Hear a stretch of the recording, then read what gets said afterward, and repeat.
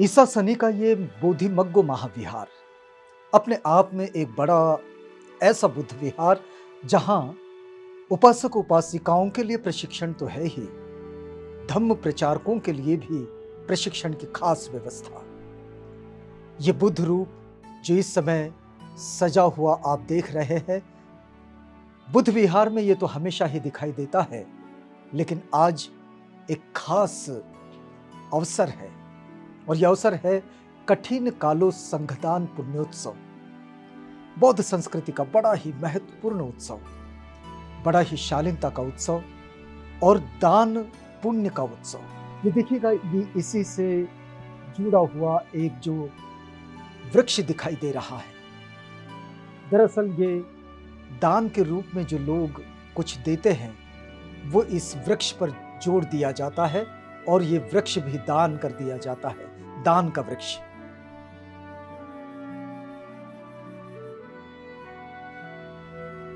इन उपासक उपासिकाओं के सिर पर ये चीवर जो संघ को दान करने हैं, बौद्धों की ये परंपरा जिसका निर्वहन इस समय ईसा सनी में हो रहा है, यह है दान वृक्ष, जिसे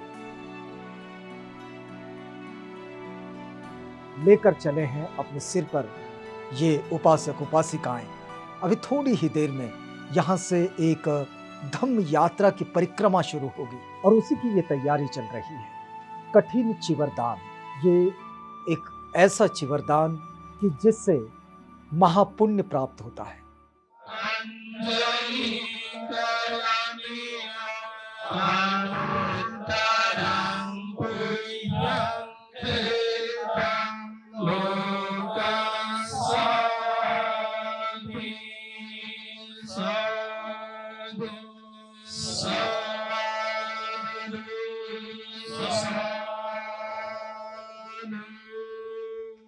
भिक्षु संघ के सानिध्य में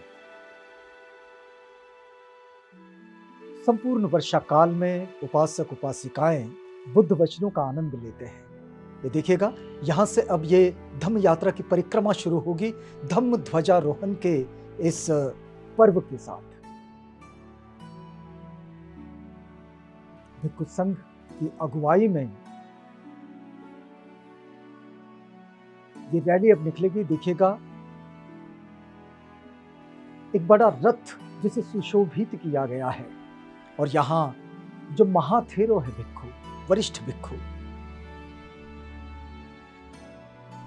वे इस रथ पर सवार हैं। बुद्ध प्रतिमा इस पर विराजमान है।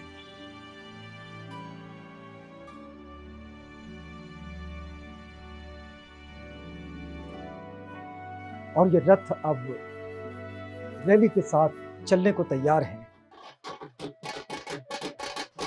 वाद्य की लयबद्धता के साथ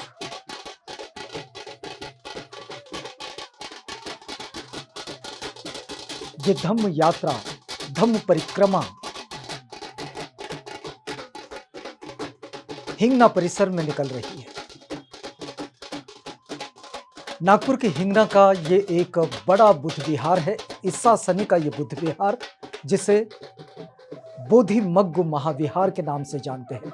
ये बड़ा पुरातन वाद्य है, बेंजो कहते हैं इसे। इसकी धुन पर ये चल रहा है। देखिएगा,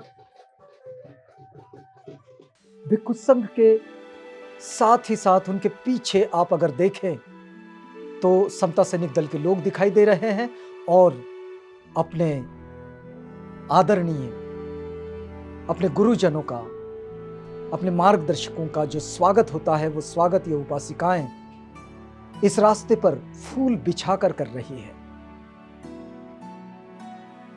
ये कतारबद्ध भिक्षु संघ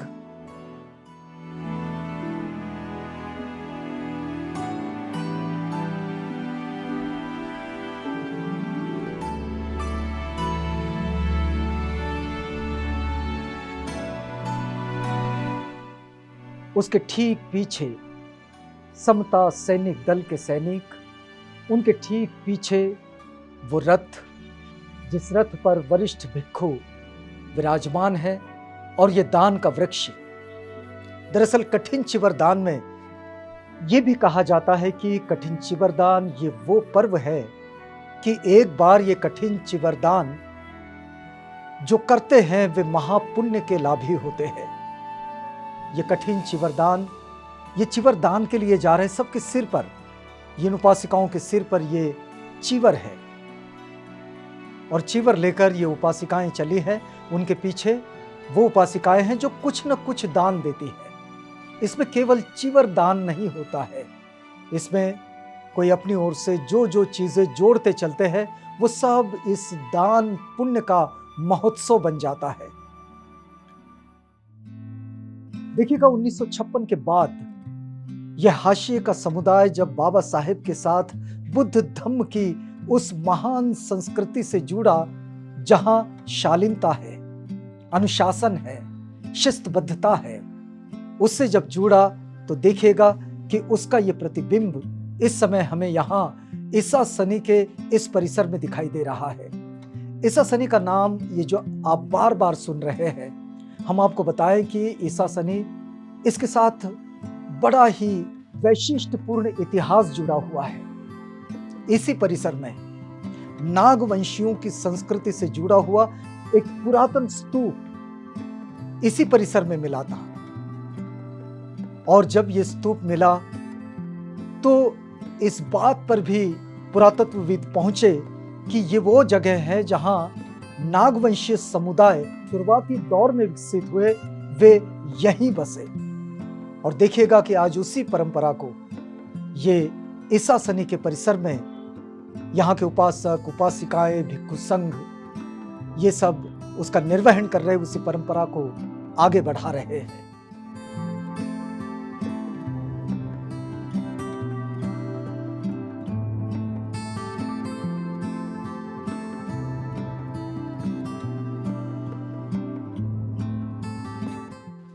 बोधि मग्गो महाविहार, इसके इस प्रवेश द्वार के पास से अब ये यात्रा आगे बढ़ रही है।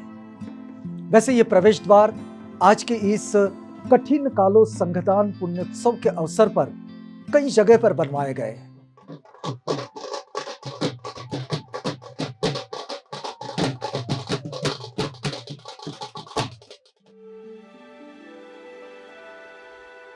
उपासकों ने, उपासिकाओं ने अपने हाथ में धम्मध्वज धारण किया है। ये वो ध्वजा है जो सारी दुनिया को उसके उद्धार का मार्ग दिखाने के लिए प्रेरित करती है।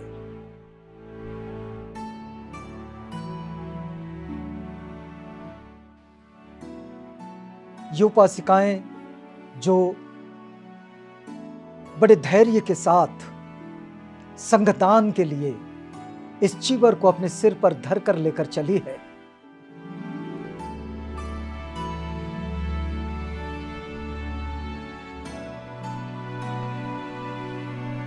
कठिन कालो संघदान पुण्योत्सव हिंगना परिसर में कई जगह पर उस परिसर के छोटे छोटे रास्तों से ये रैली, ये धम्म यात्रा परिक्रमा करते हुए चलती रही। दरअसल ये उत्सव है और उत्सव के साथ बहुत सारी चीजें भी जुड़ जाती है।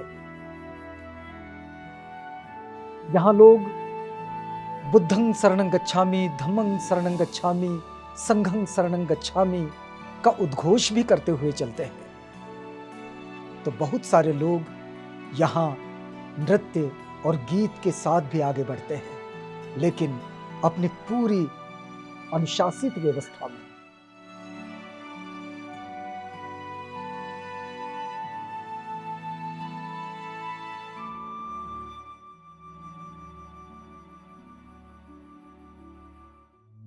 ये देखिएगा, ये कारवां जो लोगों की निगाहों को अपनी ओर आकर्षित कर लेता है, धम्म का ये कारवां है जहां संस्कारों की इतनी कमी थी, इतनी खामियां थी कि लोग गांव के बाहर पड़े हुए थे। आज ये संस्कार अपने आप में अनुशासित होकर अब देखिएगा अपनी ओर सबका ध्यान आकर्षित कर रहे हैं। महाराष्ट्र का ये पारंपरिक वेशभूषा है, इसमें भी ये उपासिकाएं नृत्य के साथ आगे बढ़ रही है, वाद्य वृंद के साथ। इस परिसर में जो जिस तरह के साउंड की व्यवस्था होती है, जिस तरह की व्यवस्थाएं बनती है रैलियों के लिए, वैसे ही लाउड स्पीकर लेकर ये आगे बढ़े हैं, अपनी बात को लोगों तक पहुंचा रहे हैं। ये बताने की कोशिश है कि बौद्धों की जीवन शैली में ये जो बड़ा महत्वपूर्ण अंग है, जहां भिक्षु संघ का सम्मान किया जाता है, यहां से भिक्षु संघ अपने वर्षावास के समाप्ति के बाद पवारना के लिए चलेगा। और ये भिक्षु संघ का सानिध्य मिला, इसके प्रति आभार व्यक्त करते हुए, इसके प्रति कृतज्ञता व्यक्त करते हुए ये उपासक उपासिकाएं यहां संघ के पीछे पीछे हो ली है।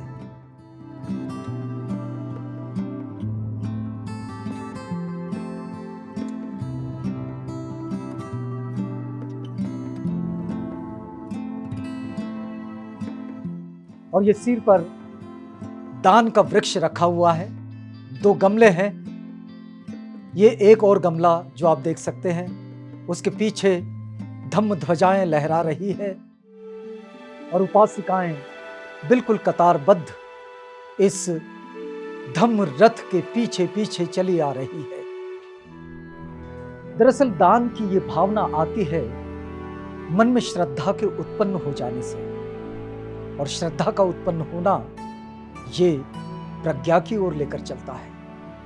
श्रद्धा और प्रज्ञा ये शीलों के अधिष्ठान पर खड़े होते हैं। शील, प्रज्ञा, करुणा, श्रद्धा, ये सब मिलकर दान की परिधि को बढ़ा देते हैं। और जब दान होता है तो पुण्य भी आता है। देखिएगा, ये जहां जहां से रैली गुजर रही है, ये आनंद बुद्ध विहार का परिसर है। यहां से रैली गुजरी और यहां भिक्षु संघ ने बुद्ध मूर्ति के समक्ष पुष्प अर्पण किए। उपासिकाओं ने, उपासकों ने भी यहां पुष्प अर्पण किए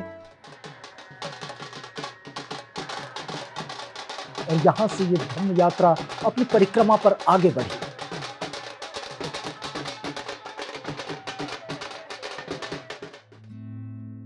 दरअसल ये संस्कृति को दूसरी जगह पर, एक स्थान से दूसरे स्थान पर पहुंचाने का एक तरीका भी है।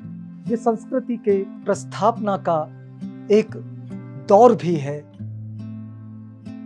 एक पहल भी है कि जहां से ये सीखा समझा जाए कि बौद्धों ने अपना जीवन कैसे यापन करना है। और जो लोग ये शिकायत करते हैं कि उत्सव कहाँ है, तो उनके लिए ये दान का महापुण्य उत्सव है, जिस महापुण्य उत्सव में ये उपासिकाएं इस तरह से शामिल हैं। बोधिमग्गो महाविहार ईसासनी का एक बड़ा महत्वपूर्ण महाविहार डॉक्टर शीलवंश भंते जी के नेतृत्व में इस विहार की गतिविधियां आगे बढ़ती हैं। कई सीनियर मंक्स यहाँ रहते हैं और कुछ श्रामणेर भी यहाँ प्रशिक्षण के लिए ठहरते हैं। लेकिन आज का दिवस कुछ खास है। यह अवसर है कठिन काल संघदान का। ये जो कठिन चिवरदान होता है, इस चिवर के संबंध में ये कहा जाता है कि ये चिवर जो एक व्यक्ति एक बार बनाना शुरू करता है तो वो स्वयं उसे जितनी जल्दी हो सके, कुछ लोग इसे एक रात में बना लेते हैं। कई परंपराओं में ये भी रहा है कि उन्होंने कई दिनों तक इस चिवर को बनाया है, लेकिन वो चिवर स्वयं धागा बुनने से लेकर, कपड़ा बुनने से लेकर, धागा बनाने से लेकर, तो चिवर के गढ़ते तक ये सारी प्रक्रिया वो स्वयं करते हैं। आज बहुत से लोग इसे समूह में भी करते हैं। आप देखिएगा,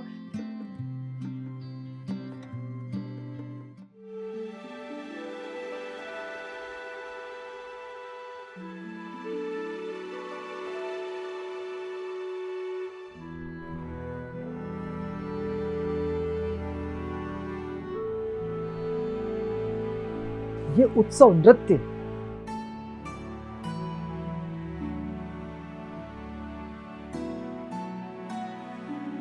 यहां बच्चे, जवान,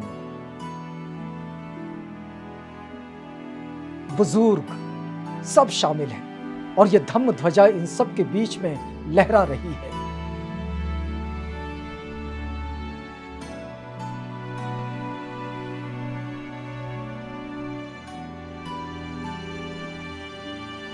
अब ये आनंद ये उत्साह देख सकते हैं।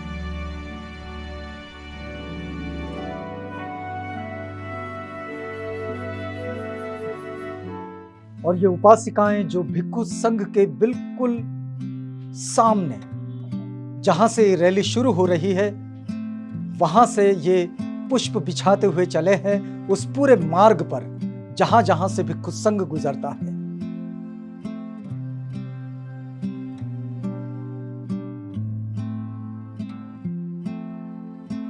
समता सैनिक दल की ये महिला सैनिक हाथ में लाठी लिए चल रही है, उपासिकाएं उनके पीछे।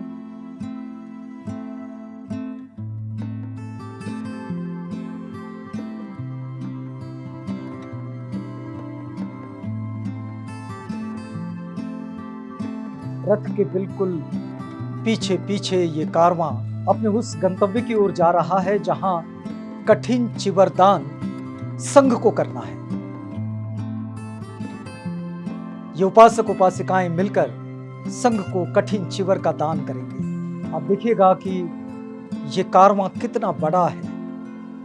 संस्कारों की महत्ता ये जो खुद समझ गए हैं, ये औरों को भी सिखा समझा रहे हैं।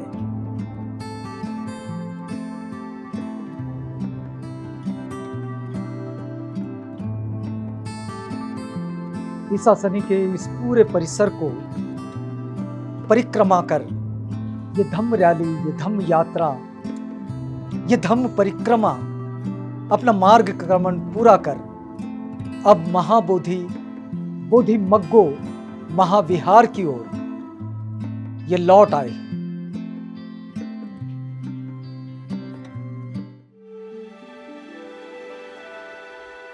ये धैर्य, ये गंभीरता,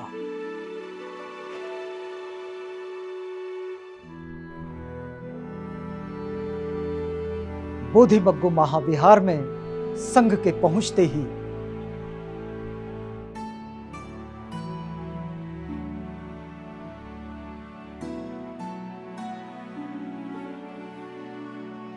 अपने गुरुजनों का स्वागत, उनके पूरे सम्मान के साथ उनका यहां स्वागत हो रहा है, बिल्कुल पारंपरिक तरीके से।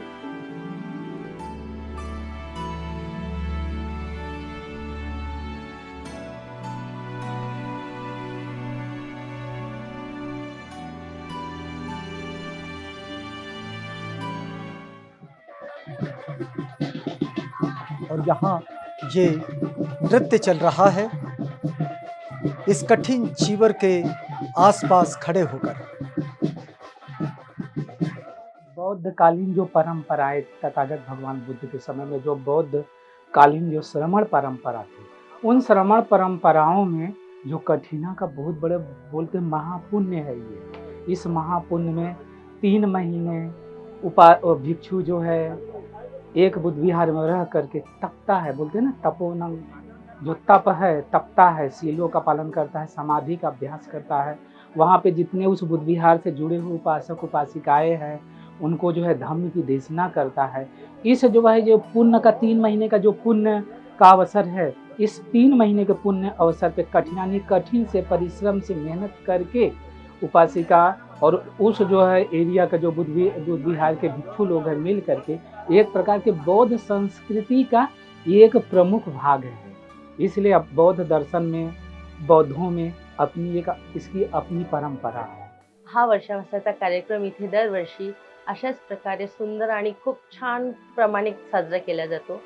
ही थायलंडची पद्धत इथे त्या थायलंड प्रमाणे इथे सेलिब्रेशन होतो। जसं वर्षावास पवाना दिवस म्हणतात या दिवसाला। काल पूर्ण रात्रभर इथे महापरित्राण होतं आणि सकाळी धम्मध्वज हे करून म्हणजे सेलिब्रेशन करून आम्ही रॅली काढली। ही रॅली पण काढण्याचं एक वेगळाच आहे, त्यामध्ये आनंद उत्साह हा समजला जातो, कारण की 3 वर्षाचा हा वर्षावास असतो। त्या वर्षावासामध्ये 3 महिने एकत्र आपण इथे भिक्षूसोबत घालवतो, तर त्या सेलिब्रेशन म्हणून ही रॅली काढल्या जातात आणि तो खूप आनंदाने डान्स करून पैशाची ती टोपलीवर घेऊन या चिवरवर घेऊन असं ती म्हणजे सहभाग होतो प्रत्येक जण आणि सर्वांचे मन फार आनंदित होतात। अशा प्रकारचा हा कार्यक्रम दरवर्षी होतो आणि सर्वजण इथे खूप आनंदाने सहभागी होतात। बोधिमग्गो सेवा संस्था ही एक प्रकारे नागपुरातील एक अग्रगण्य आणि सतत विविधांगी असे उपक्रम राबवणारी ही संस्था आहे। तेव्हा या पुस्तकाच्या प्रकाशनाच्या संबंधी आपण सर्वांनी साधुवाद द्यावा जोरात। साधु साधु साधु। इमं कठिनचीवरं भिक्खु संघस्य देम पूजेम द्वितीयंपि। इमं कठिनचीवरं भिक्खु संघस्य देम पूजेम तृतीयंपि। इमं कठिनचीवरं भिक्खु संघस्य देम पूजेम पूजेम पूजेम। दानं ददन्तु सद्धाय शीलं रक्षन्तु सर्वदा भावना विरता हन्तु गच्छन्तु देवतागता। अभिवादनशीलिस नित्यं वड्डापचारि चत्तारो धम्म वर्धन्ति आयुवन्नो सुखं बलं। आयुरारोग्य संपत्ति सग्ग संपत्तिमेव च ततो निब्बान संपत्ति इमिनाते समिच्छतु।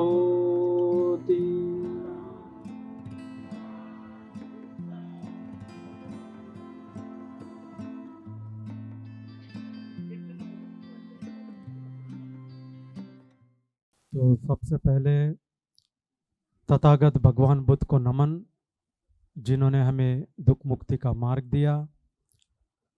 कृतज्ञता भिक्षु संघ का, जिन्होंने इस धम्म को सुरक्षित रखा और इसका प्रचार प्रसार किया। कृतवेदी है बोधिसत्व बाबा साहेब अम्बेडकर का, जिन्होंने हमें इस सद्धम्म में दीक्षित किया और एक अच्छा संविधान दिया। यहाँ पर उपस्थित सभी आदरणीय भिक्षुगण, सब ब्रह्मचारी सामनेर, श्रद्धा बुद्धि संपन्न उपासक उपासिका और धम्म बंधु, आज आप सब यहाँ पर कठिन दान पुण्य उत्सव में सहभाग होने के लिए एकत्रित हुए हैं। कल से चिवर का तैयार करना, परित्राण पाठ का श्रवण करना और आज सुबह से फिर ये दान कार्य प्रारंभ हुआ है। तो कठिन चिवर, ये दोनों नाम एक साथ चलते हैं। आपने इस एक महीने के दौरान बहुत सुना होगा कठिन चिवर दान का क्या परिणाम है, क्यों कठिन है।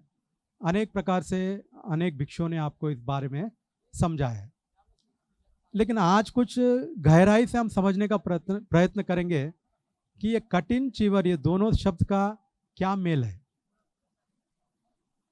कठिन चिवर, पहली बात, चिवर धारण करना ही कठिन है। कठिन चिवर तैयार करना, वो एक दिन में तैयार करना, उसका कितना कठिन वो तो है ही है, लेकिन चिवर धारण करना यही अपने आप में कठिन कार्य है। क्योंकि कितने लोग हैं जो सपने में भी देखते होंगे कि भाई हम चिवर लेंगे। ऐसा कितने लोगों ने सपनों में देखा है, बताइए। खुद तो सपने में देखते नहीं अपने आप को चिवर में। कितने लोगों के माँ बाप ऐसे हैं जो अपने बच्चों को चिवर में देखा हो सपने में। यानी चिवर को धारण किए हुए सपने में देखना ही बड़ा कठिन है,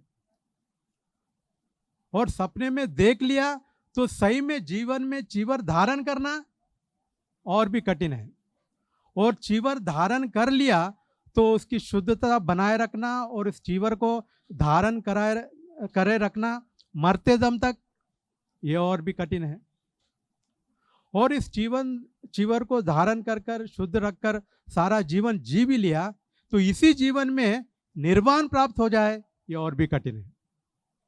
यानी कितना कठिन ही कठिन है। तो आमतौर पर जैसे हमने कहा कि सपने में देखना कि भाई मैं चिवर लूंगा या मैं चिवर लूंगी या मेरे बच्चे को मैं चिवर में देखूंगी, ऐसा सपने में भी लोग नहीं देखते। सपने में लोग क्या देखते हैं हाँ मैं ऐसा इंजीनियर होऊंगा, मैं डॉक्टर होऊंगा। अच्छा इंजीनियर डॉक्टर होगा तो क्या है, फिर बाद में अच्छी सुंदर लड़की से शादी करूंगा, फिर मेरे बच्चे होंगे, फिर वो, यही देखता है आदमी। अमीर से अमीर आदमी भी यही सपना देखता है, गरीब से गरीब जो झोपड़ी में रहता है, लंगड़ा लूला है, अंधा है, वो भी क्या देखता है, मैं भी शादी करूंगा, फिर बच्चे होंगे, उनको ऐसा बनाऊंगा। यानी दुनियादारी की सोच में चीवर धारण करना ये सपने में तक नहीं आता। तो ऐसा चीवर धारी संघ यहाँ पर उपस्थित होना, ये अपने आप में एक बहुत बड़ी उपलब्धि है। और ये चीवरधारी संघ है, इसलिए आपको चीवर दान देने का मौका मिल रहा है, यानी वो कठिन चीवर दान देने का आपको अवसर मिल रहा है। क्यों? क्योंकि ये चीवर जो है ब्रह्मचर्य शील का प्रतीक है। ब्रह्मचर्य के आधार पर बाकी के शील का पालन किया जाता है। अगर सामने रहे तो ब्रह्मचर्य के आधार पर 10 शीलों का पालन करता है। अगर भिक्षु है तो ब्रह्मचर्य के शील के आधार पर 227 शील का पालन करता है। यानी ये चीवर जो है ब्रह्मचर्य का एक प्रतीक है, जो दुनिया में बहुत ही दुर्लभ है। तो ऐसे दुर्लभ चीवर को धारण करना एक तरफ तो कठिन है ही है, और जो धारण कर लिया तो उसको ये दान देना बड़ा कठिन है। चीवर धारण करना, शील पालन करना, ये तो कठिन है ही है, लेकिन चीवरधारियों को दान देना, ये मन में आना भी बड़ा कठिन है। क्यों? क्योंकि किसी से भी पूछो, बोलते हैं अरे हमको कितना मेहनत करना पड़ता है, कितने पापड़ बेलने पड़ते हैं, तब जाके 2-4 पैसे कमाते हैं, और उससे में भी हम दान करें, कहाँ से दान करें? हमारे क्या बीवी बच्चे नहीं है क्या? हमारा क्या घर बार नहीं है क्या?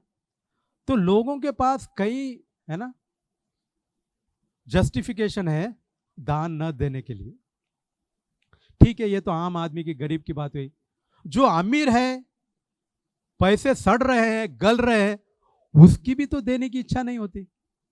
कितने अमीर लोग हैं जो दान देने की इच्छा रखते हैं? तो दान और शील ये बहुत ही कठिन है आम आदमी के लिए। दान तो दान है, शील को भी अभय दान के रूप में माना गया है। अभय दान यानी भय को दूर करने वाला दान। तो शील में क्या है? पंचशील है। हत्या नहीं करेंगे, चोरी नहीं करेंगे, व्यभिचार नहीं करेंगे, झूठ नहीं बोलेंगे, नशा पता नहीं करेंगे। तो ये सब नहीं करेंगे यानी क्या है? हम किसी को नुकसान नहीं पहुंचाएंगे, यानी लोगों का भय हम दूर कर रहे हैं। तो जो आदमी शील का पालन कर रहा है वो क्या है? लोगों को अभय दान दे रहा है।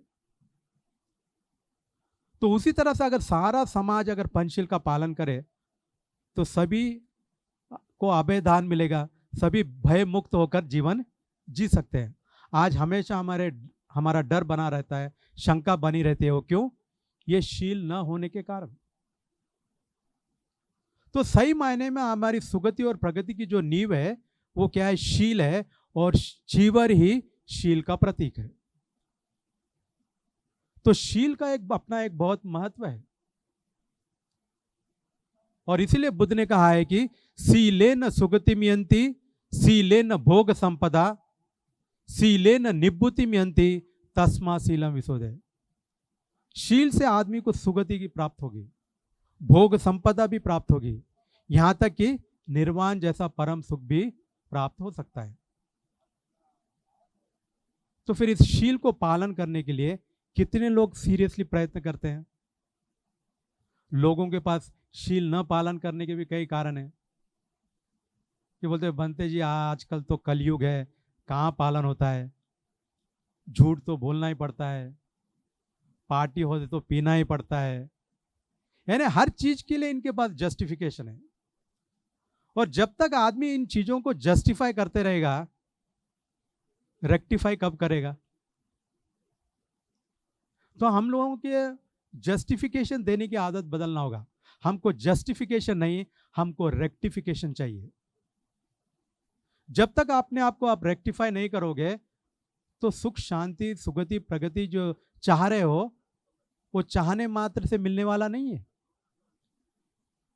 वो तो पालन करने से मिलने वाला है। और ये शील जो है एक दूसरे में विश्वास उत्पन्न करता है, श्रद्धा उत्पन्न करता है। आज समाज में क्या हाल है? आज भाई का भाई पर विश्वास नहीं है, माँ बाप का बच्चों पर विश्वास नहीं है, पड़ोसी का पड़ोसी पर विश्वास नहीं है। क्यों विश्वास नहीं है भाई?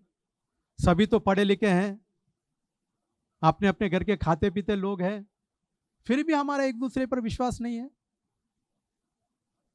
क्यों नहीं है? क्योंकि कहीं ना कहीं हम जानते हैं कि इस व्यक्ति में शील नहीं है।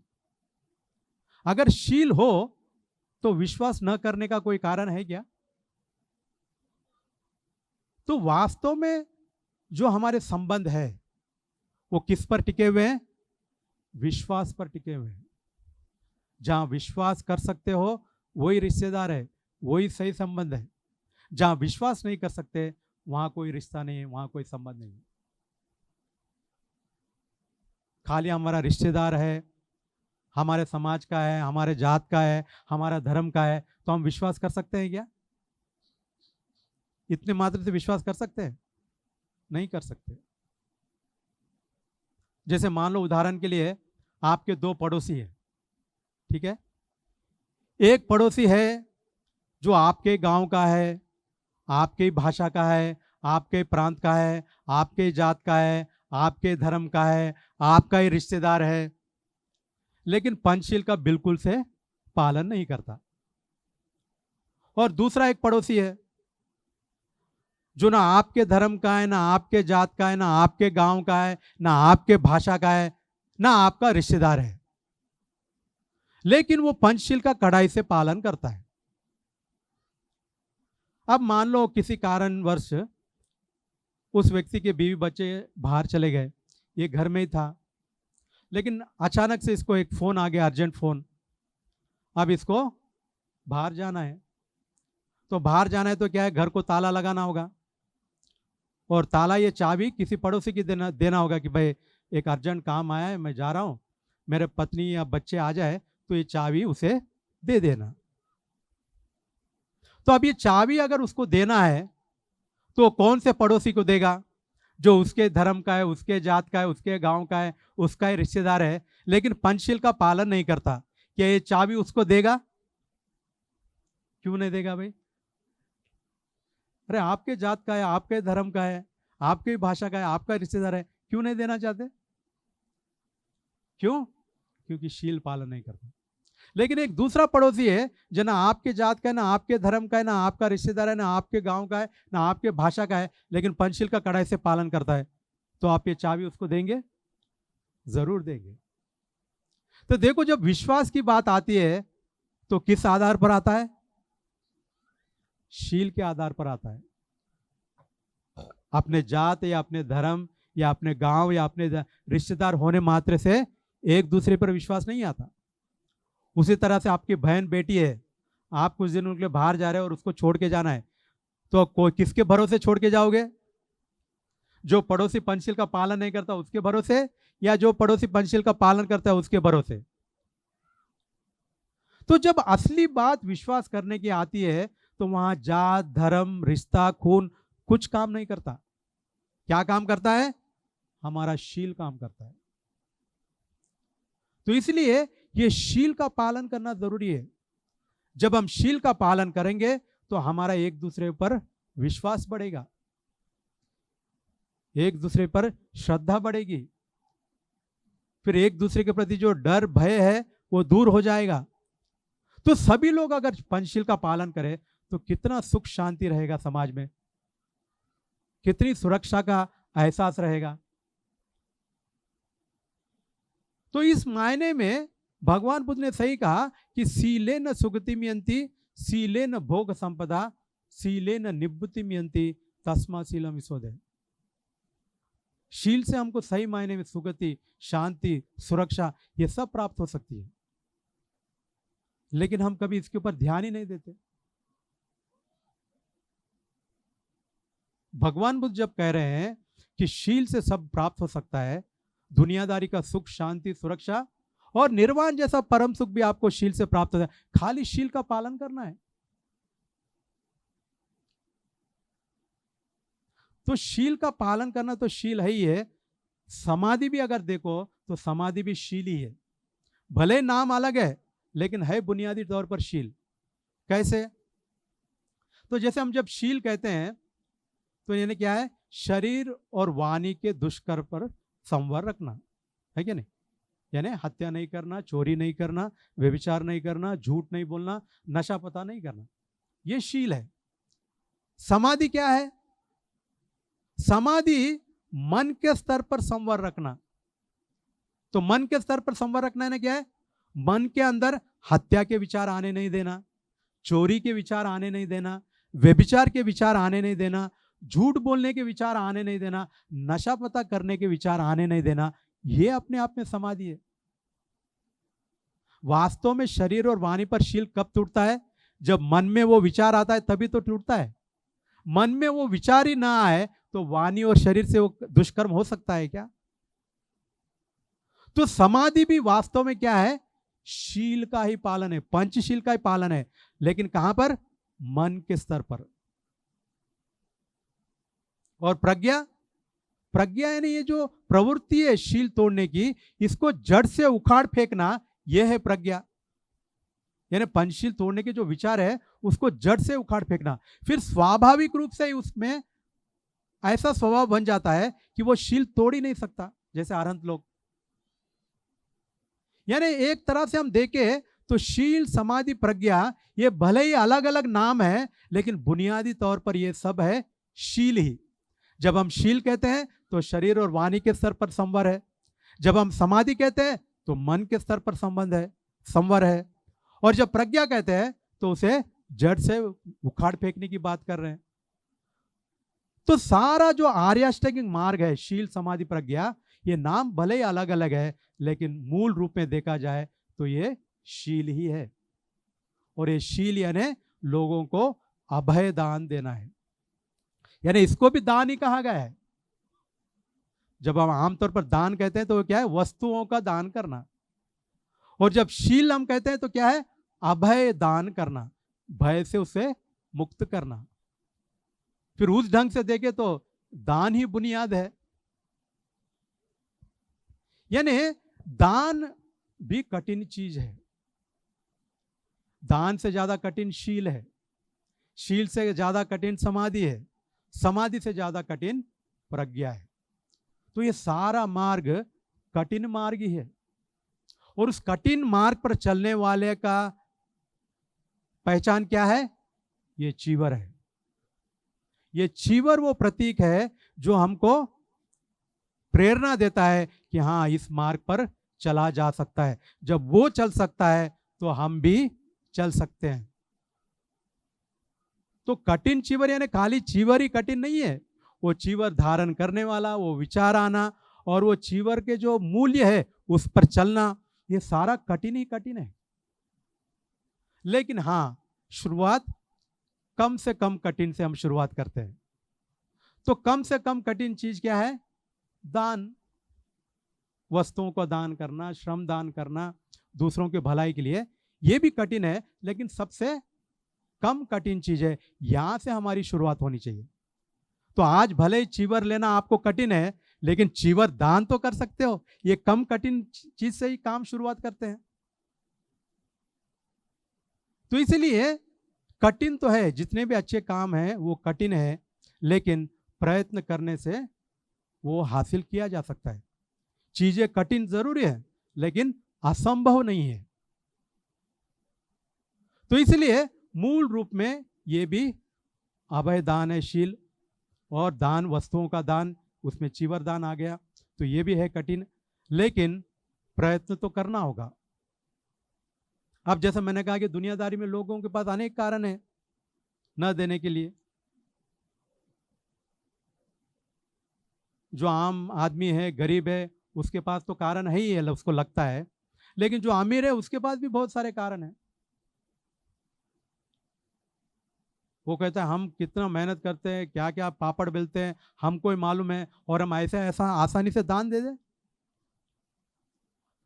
तो इसी संबंध में एक कहानी है, कहानी से बात अच्छी तरह से समझ में आती है। तो दो मित्र थे, दोनों भी साथ साथ इंजीनियरिंग की पढ़ाई की, 10,000 एम्प्लॉय लोग थे, इतना अमीर हो गया। तो ये जो गवर्नमेंट की नौकरी करता था वो साधारण तो था ही, लेकिन वो धार्मिक भी था, बिहार में आना, प्रवचन सुनना, वो है, ये भी तो बुद्धिस्ट ही है, लेकिन पैसे कमाने में इतना मशरूफ है कि उसको कभी भी बिहार आओ, कार्यक्रम है तो उसको कहते नहीं, मीटिंग है मेरी, फॉरेन जाना है, वो करना है, ये करना है, कुछ ना कुछ बोल के वो बिहार में नहीं आता था। लेकिन हाँ, इस मित्र के साथ गृह प्रवेश में, शादी में, बर्थडे में वहाँ ज़रूर मिलता था। तो ये जो गवर्नमेंट की नौकरी इंजीनियर करने वाला, ये बोला क्या बात है, इसको मेरा मित्र है, हम लोग दोनों बौद्ध हैं, मैं आता हूँ बिहार में, इसको भी बोलता हूँ, तो हर बार कोई ना कोई बहाना बनाता है, लेकिन जहाँ बर्थडे पार्टी होती है, शादी की सालगिरह होती है, गृह प्रवेश होते हैं, वहाँ तो ये पहुँच जाता है, वहाँ पर इसको टाइम मिलता है, लेकिन बिहार में आने के लिए टाइम नहीं मिलता। तो ये बहुत प्रयत्न करता है उससे, लेकिन वो कभी भी कुछ ना कुछ बहाना बोल के टाल देता है। तो एक दिन ऐसे ही किसी गृह प्रवेश में जाना था, तो जो फैक्ट्री का मालिक था वो और ये भी दोनों भी जाना था, उनका कॉमन फ्रेंड था। तो इसने कहा अच्छा एक ही रास्ते में है, तो उस कंपनी के मालिक का तुम आ जाना, मुझे पिकअप करना, दोनों साथ मिलके चलते हैं, अलग अलग गाड़ी लेने की आवश्यकता नहीं है। तो ठीक है, कह के वो कंपनी का मालिक गाड़ी लेके आया, इसको भी लिया और जा रहे थे। तो रास्ते में बिहार भी पड़ता था। तो ये जो गवर्नमेंट का इंजीनियर, उसने सोचा चलो किसी न किसी बना आज तो इसको बिहार मैं ले ही जाता हूँ, बहुत बहाने करता है। तो उसने कहा थोड़ा रोको, थोड़ा काम है, चलो तुम भी चलो, एक 5 मिनट का काम है, भंते जी से मिलके आते हैं। तो 5 मिनट काम है, ठीक है कह के वो भी आया। अंदर गए तो भंते का प्रवचन चल रहा था। तो प्रवचन क्या चल रहा था, वो तो गाथा में वो सुना रहा था, है ना, कि दान करना चाहिए, है ना, दान से पुण्य होता है, पुण्यंचे पुरुषो खैरा खैरात तंग पुनंग पनंग तम्मी छंदम खैरात सुखो पुण्य से उच्चयो, पुण्य का संचय ही सुख है। तो इस तरह से प्रवचन दे रहा था। प्रवचन में आगे बैठ गया तो कुछ नहीं कर सकता, तो वो भी अब चुपचाप सुनने लगा। तो बनते वहाँ प्रवचन दे रहे, जितना भी कमाओगे पैसा वो सब यहीं रह जाएगा, एक फूटी कौड़ी, ना जमीन, न जायदाद, न पैसा आएगा, जो कुछ आएगा तुम जो कर्म कर रहे हो वो कर्म तुम्हारे साथ आएगा, जो जो पुण्य कमा रहे हो वो पुण्य तुम्हारे साथ आएगा, इसलिए पुण्य कमाओ, ऐसे वो प्रवचन दे रहा था। तो प्रवचन खत्म होने के बाद ये जाकर उस बंदे से थोड़ा बात किया और फिर ये दोनों मिलकर फिर गाड़ी में उस कार्यक्रम के लिए चले गए। तो ये जो गवर्नमेंट का इंजीनियर था, उसने अपने वो फैक्ट्री का जो मालिक है इंजीनियर, उससे पूछा क्यों मित्र, प्रवचन कैसा लगा, क्योंकि ये कभी आता तो है नहीं। तो वो कह रहे हैं क्या प्रवचन है, दान दो दान दो दान दो बोलते रहते हैं, ये भिक्षु लोगों को क्या मालूम है कैसा कमाया जाता है, ये कमाए तो इनको पता चले, हम लोगों ने कितने पापड़ बेले तब जाकर ये फैक्ट्री का निर्माण किया है, तब जाके पैसा कमाए, ये भिक्षुओं को क्या मालूम, ये तो ऐसे ही बोलते रहते हैं। तो ये भी आश्चर्यचकित होगा, अरे इतने मेहनत करके मैंने इसको प्रवचन सुनने के लिए बुलाया, तो भी देखो इसकी मानसिकता कैसी है, इसको ऐसा लगता कि नहीं चलो भाई मुझे भी कुछ दान करना चाहिए, सही में भी कितना प्रवचन है, अच्छा बताया है। तो जब ये बात उसने देखा तो उस मित्र ने कहा क्यों मित्र, तुमको जो भंते जी ने बताया वो ठीक नहीं लगता क्या, कितना भी कमाओ तो हमारे साथ कुछ आता तो नहीं। सही तो भंते जी ने कहा, जो भी आता है, जो हमने जो पुण्य कमाया है वही तो साथ आता है, एक फूटी कौड़ी नहीं आती, कोई रिश्तेदार नहीं आता, कोई जमीन जायदाद नहीं आती, कोई अपनी डिग्रियां नहीं आती, न फैक्ट्री आती है, कुछ भी तो हमारे साथ नहीं आता। तो जो भी तो भंते जी ने कहा वो तो ठीक ही तो कहा है। तो उसने कहा ठीक ही कहा है, तो इसका मतलब क्या है, क्या साथ में नहीं आता? तो बिल्कुल साथ में आ सकता है क्या? तो इसको थोड़ा चोट लगा अहंकार को। तो उसने सोचा ऐसा है क्या, मैं इसको साथ में ले जाता हूँ। यानी आदमी जिद्दी जब न देना हो तो वो कैसे, है ना, बहाने बनाता है या कैसे जिद्दी से बात करता है, ये देखिए। तो उसने कहा नहीं नहीं, मैं अपने साथ ले जाऊंगा, कोई नहीं ले गया तो क्या हुआ, मैं अपने साथ ले जाऊंगा। तो वो मित्र हंसने लगा, अरे मेरा दोस्त तो सटिया गया है, इसको कुछ कितना भी समझाओ ये समझता नहीं है। तो ठीक है, वो अब उस पार्टी में गए, कार्यक्रम हो गया, वो अपने घर चला गया, ये भी अपने घर फैक्ट्री वाला चला गया। लेकिन इसने बोलने को तो बोल दिया कि मैं ले जाऊंगा अपने साथ। अब वो सोचने लगा सही में भी मैं साथ में ले जाऊं कैसे, इतना सारा मैंने फैक्ट्री खड़ा किया है, इतने करोड़ों कमाए हैं, 10,000 लोग वर्कर हैं, और भंते जी ने ये प्रवचन दिया और मेरा मित्र बोल रहा है तो सही बात है। अब मुझे ये झूठ साबित करना होगा कि नहीं, ये साथ में ले जा सकता है। तो कैसे ले जा सकता है, क्या कोई तो तरीका होना चाहिए। ऐसा वो रात भर सोचता रहा, उसको नींद ही नहीं है, बिल्कुल नींद ही नहीं है। सुबह ऑफिस भी चला गया, फैक्ट्री में जाकर भी वही चिंतन मनन करने लगा कि भाई मैंने कहने के लिए तो कह दिया कि ये साथ में ले जाऊंगा, लेकिन ले जाऊंगा कैसे। फिर उसको एक आइडिया सोचा, उसने सोचा मुझे तो नहीं आ रहा है, मैं इसके लिए एक इनाम लगाता हूँ और देखता हूँ कोई दूसरा वो आइडिया दे दे मुझे। तो उसने जो अपने फैक्ट्री के वर्कर है उन सबको बुलाया, जमा किया 10,000, और उनसे कहा देखिए मैंने बहुत सारा जमीन जायदाद है ना, फैक्ट्री पैसा लत्ता सब कमाया है, और लोग कहते हैं कि मरने के बाद कुछ भी साथ में नहीं आता, लेकिन मुझे मरने के बाद अपने साथ ले जाना है, बहुत नहीं तो कुछ तो भी मेरे साथ मरने के बाद ले जाना है। तो आप में से अगर मुझे कोई आइडिया दे कि ये जो मैंने कमाया है पैसा लत्ता जमीन जायदाद, बहुत नहीं तो थोड़ा बहुत तो भी अपने साथ ले जाने का जो मुझे आइडिया देगा, मैं उसको 10 लाख इनाम दूंगा। तो सारे वर्करों ने सुना और सब हंसने लगे। उन्होंने सोचा अपने मालिक को कुछ मेंटल प्रॉब्लम हो गया है, ये सटिया गया है। तो सब लोगों ने लाइट लेकर हंसकर चले गए। तो 1 दिन हो गया, 2 दिन हो गया, कोई भी आकर आइडिया नहीं बता रहा है। तो फिर चौथे दिन फिर चला गया, फिर चला जाके अनाउंस किया जो भी मुझे मरने के बाद भी कुछ ना कुछ अपने साथ जमीन जायदाद पैसा ले जाने का आइडिया बताएगा, उसको 10 लाख नहीं मैं 1 करोड़ इनाम दूंगा।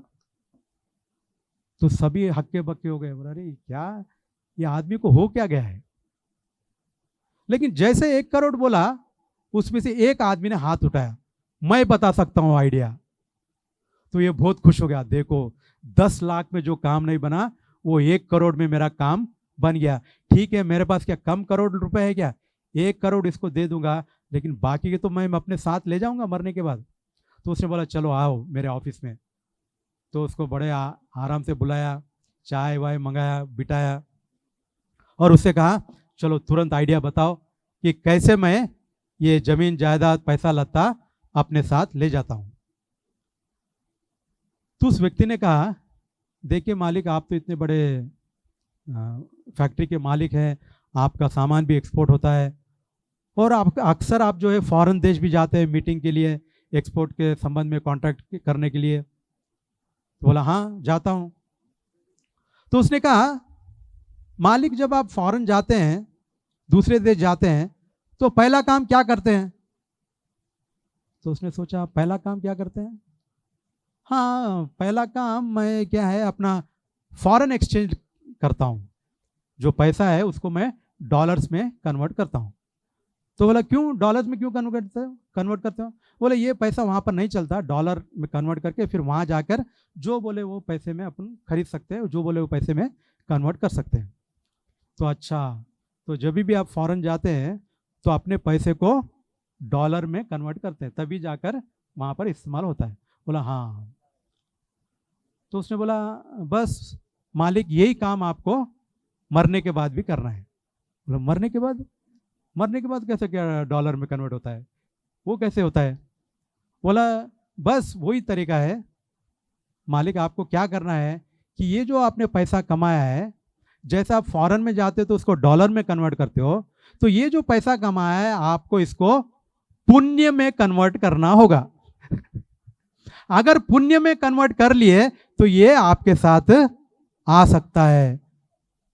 तो पुण्य ने क्या है, दान करना पुण्य है, शील का पालन करना पुण्य है, समाधि का अभ्यास करना पुण्य है, प्रज्ञा जगाना पुण्य है। कम से कम पुण्य क्या है, दान तो करना चाहिए। जब ये बात उसको बताए तो जो बात दूसरों ने समझाए उसको समझ में नहीं आए। लेकिन इस व्यक्ति ने जब ये बात फॉरेन एक्सचेंज का जब बात बताया, क्योंकि ये बिजनेस वाला है, हमेशा वही करता रहा है, जब फॉरेन एक्सचेंज टर्म्स में उसने बात बताया कि जैसे विदेश जाते हो तो आपको डॉलर में कन्वर्ट करना पड़ता है, वैसे ही मरने के बाद अगर आपको साथ में ले जाना है तो आपको इसको पुण्य के डॉलर में कन्वर्ट करना होगा, तब ये आपके साथ आ सकता है। तो ये बात जो है उसको बड़े मन को चुभी, बड़े पसंद में आए। तो एकदम हाथ जोड़ के कहा, जो आज तक मुझे बात समझ में आई वो तुमने बहुत अच्छी तरह से एक छोटे उदाहरण से मुझे समझा दिया। तो मैं तुम्हारा 1 करोड़ तो तुमको दूंगा ही, लेकिन अब से मैं दान धर्म का काम भी शुरू करता हूं। ऐसा कहकर उसने साधुवाद दिया। तो कहने का अर्थ यह है कि हम लोगों को भी एक ना एक दिन इस दुनिया को छोड़ के जाना है। सारे रिश्ते, पैसे, जमीन जायदाद, डिग्रियां, पीएचडियां, एक भी चीज तो हमारे साथ आती है क्या? फिर अगले जन्म में अलग से नई डिग्री, नया स्कूल, है ना, नई मेहनत करना पड़ता है। लेकिन हाँ, अगर हमने पुण्य कमाया है तो वो जो है हमारा इन्वेस्टमेंट होता है अगले जीवन में कुछ भी चीजों को हासिल करने के लिए। तो इसलिए जो भी हो, आदमी को पुण्य कमाना सीखना चाहिए। पैसा कमाना सिखाना ये किसी को आवश्यकता नहीं है। अरे गहरे नत्थु खैरे सब पैसे कमाने में लगे हैं। पैसे कमाओ ये किसी को बोलने की आवश्यकता है क्या? नहीं है। क्यों? क्योंकि सबको मालूम है अगर मैं पैसा कमाऊंगा तो पैसे से मैं अपनी सुख सुविधा खरीद सकता हूं। लेकिन यही समझ अगर पुण्य कमाने में आ जाए कि भाई अगर मैं पुण्य कमा लूं तो सारे चीजें मैं प्राप्त कर सकता हूं, ये बात अगर आदमी के समझ में आ जाए तो फिर वो दिन रात जैसे पैसा कमाने के लिए सोचता है, वैसे वो दिन रात पुण्य कमाने के लिए सोचने लगेगा। तो इसलिए आदमी है, मनुष्य है, ये मनुष्य ही पुण्य कमा सकता है। ये कोई पशु, जानवर, कुत्ता, बिल्ली, चिड़िया, पक्षी ये पुण्य नहीं कमा सकते। दान कर सकते हैं कि जानवर लोग? नहीं। शील का पालन कर सकते हैं क्या जानवर, पशु, पक्षी? नहीं। ध्यान का अभ्यास कर सकते हैं क्या पशु, पक्षी? नहीं। प्रज्ञा जगा सकते हैं क्या? नहीं। तो ये काम केवल मनुष्य कर सकता है, और जो काम केवल मनुष्य कर सकता है वो काम मनुष्य करने को तैयार नहीं है। बाकी का खाना पीना, सोना, बच्चे पैदा करना, ये तो जानवर, कुत्ता, बिल्ली भी कर रहे हैं, और वही काम मनुष्य भी कर रहा है। तो मनुष्य में और जानवर में अंतर क्या रहा? तो मनुष्य होने का पहचान यही है कि वो दान, शील, समाधि, प्रज्ञा का अभ्यास करे, तो ही वो मनुष्य है। वरना जानवर में और मनुष्य में कोई अंतर नहीं है। तो हम पशु नहीं है, हम मनुष्य है। और मनुष्य की परिभाषा क्या है? मन उसस्तीति मनुष्य। जिसका मन विकसित है उसको ही मनुष्य कहा जाता है। अगर हमारा मन विकसित नहीं है, इन बातों का अगर हम समझ नहीं सकते, दान धर्म को हम समझ नहीं सकते, उसका पालन नहीं कर सकते, तो हम मनुष्य नहीं है। तो इस बात को समझना चाहिए।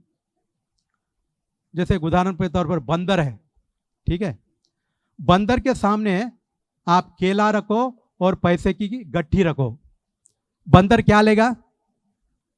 क्या लेगा? केला लेगा।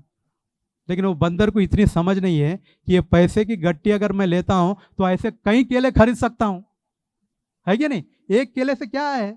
अगर पैसे की गट्टी ले तो मार्केट में कई केले खरीद सकता है, लेकिन वो बंदर तो बंदर है, वो तो केला ही लेता है। अब उसी तरह से मनुष्य को ले लीजिए।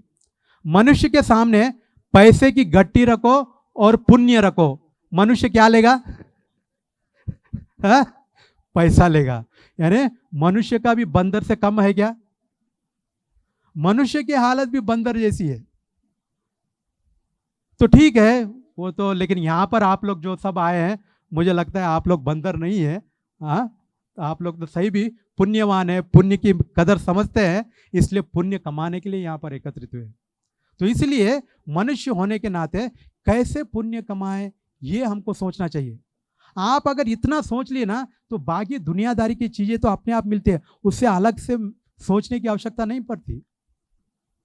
24 घंटे जो पैसे कमाने का जो आप सोचते हो, वो इस सोच को 24 घंटे मैं पुण्य कैसे कमाऊं ये सोचना आरंभ कर दो, देखो बाकी की सारी समस्या अपने आप हल होती है कि नहीं, अपने आप हल होती है। और जब बुद्ध कहते हैं तो बुद्ध सत्य वचन कहते हैं। बुद्ध कोई भी बात झूठ नहीं कहते, लोगों को खुश करने के लिए नहीं कहते। बुद्ध जो भी बोलते हैं सत्य वचन बोलते हैं। जो वो करते हैं वही लोगों को बताते हैं, जो लोगों को बताते हैं वही वो करते हैं। इसलिए उनको तथागता कहा गया है। तथागता कहते हैं क्यों? यथावादी तथाकारी, यथाकारी तथावादी थी तथागता, यानी जैसा बताते हैं वैसा ही करते हैं, जो करते हैं वही बताते हैं। तो तथागत भगवान बुद्ध ने भी जीवन भर पुण्य कमाया, 10 पारमियां कमाई है, और इसकी वजह से उनको सब कुछ मिला है। तो वो जानते हैं, इसलिए वो दूसरों को भी पुण्य कमाना सिखाते हैं, पैसा कमाना नहीं सिखाते। क्यों? वो सिखाने की आवश्यकता नहीं है, वो अपने आप मिल जाता है। और इसीलिए भगवान बुद्ध ने कहा पुण्यंचे पुरुषो खैरा खैरा ते तंग पुनंग पुनंग। जो आदमी पुण्य कर रहा है उसको बार बार पुण्य करना चाहिए। तो इसलिए एक कठिन चीवरदान हो गया, बहुत हो गया, अब ऐसे बैठना नहीं है ना।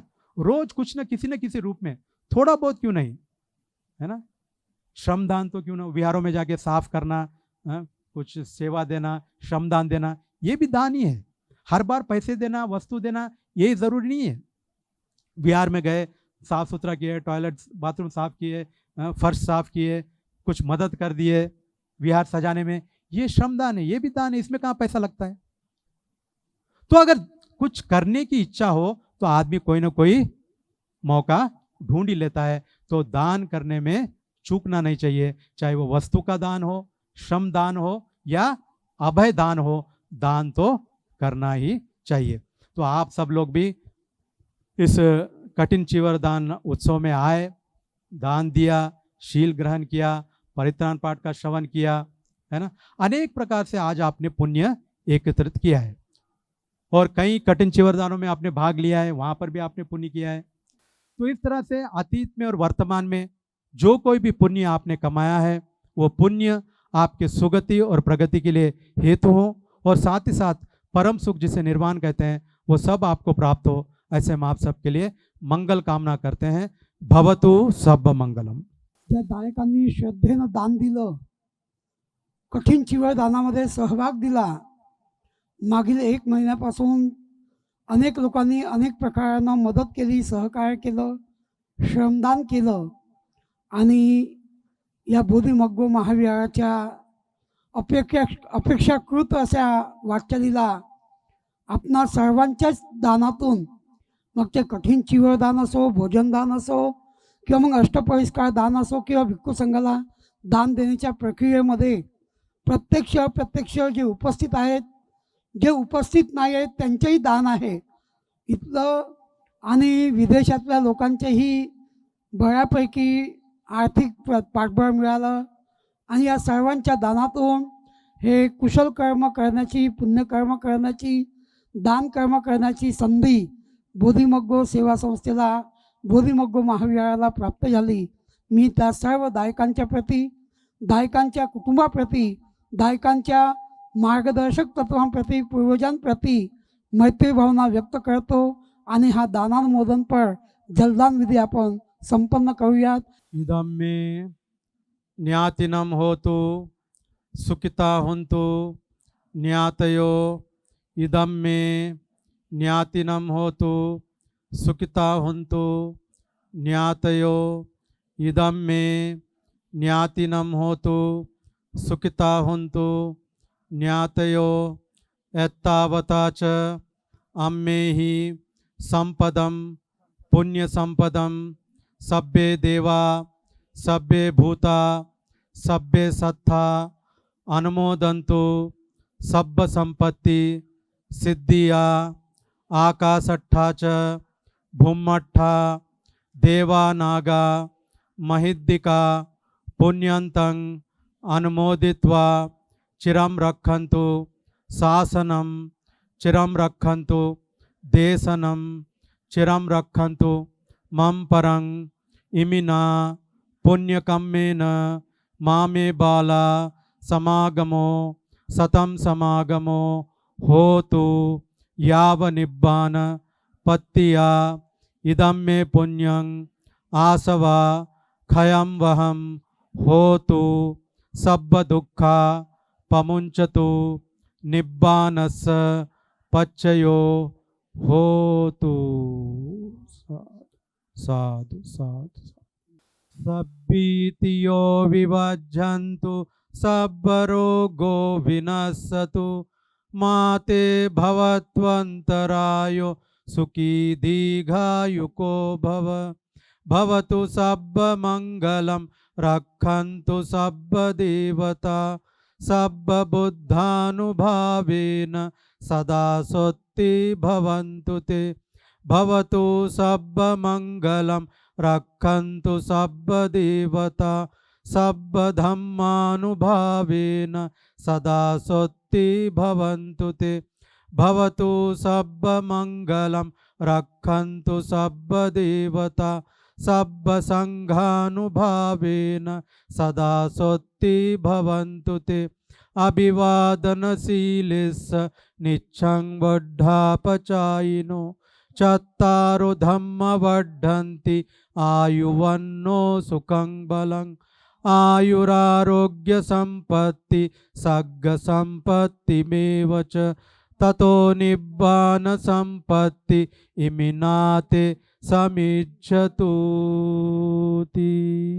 डॉक्टर हर्षदेवजी कांबळे साहेब, आर्किटेक्ट संदीपजी कांबळे, रत्नदेवजी कांबळे हे सुद्धा संपूर्ण कुटुंबच या प्रसंगी उपस्थित झालेलं आहे।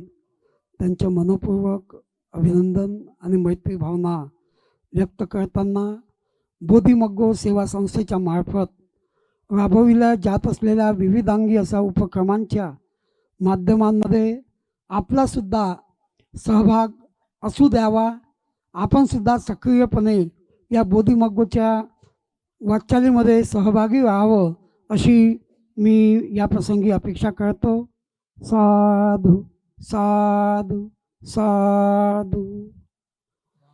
श्रद्धाय शीलं कंतो सबदा भावना भेता हुंतो गच्छन्तो देवतागत सभ्य धनशीलिस नित्यं वड्ढापचायिनो चत्तारो धम्मा वदन्ति आयुवन्नो सुखं बलन्ति।